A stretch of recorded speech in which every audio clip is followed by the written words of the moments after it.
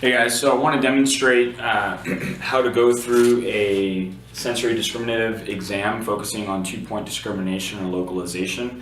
Probably the easiest one to show first is localization. So we would pull out the graph that you guys have with your material.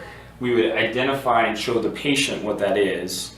Okay, so then they can either hold it or it'd be placed somewhere so that they could see it.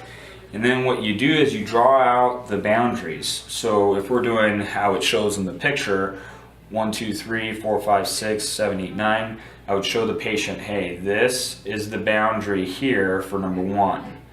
This is number 2. This is number 3.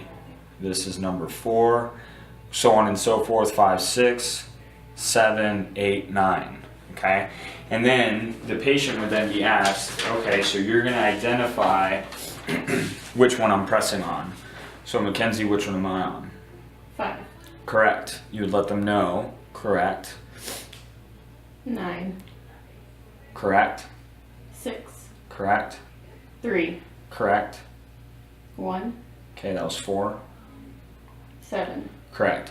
So you can give them the auditory feedback to confirm that they are correct. You definitely do that during treatment.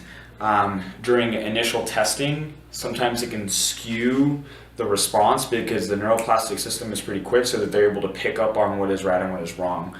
For 2-point discrimination, you guys also have the normative graph that has the data there. And so I'm just going to show you guys how I would go about testing her. Let's say she has low back pain. So I find the normative value, 55 millimeters plus or minus a standard deviation of 12.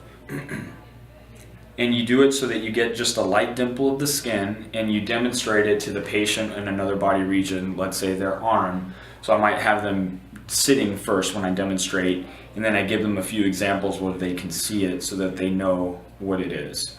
So Mackenzie, you're going to feel the points. You're either going to feel 2 points or 1 point, and I want you to tell me what that is. Okay? 2. Correct. 1. Correct. 1. Correct. 2. Correct. 2.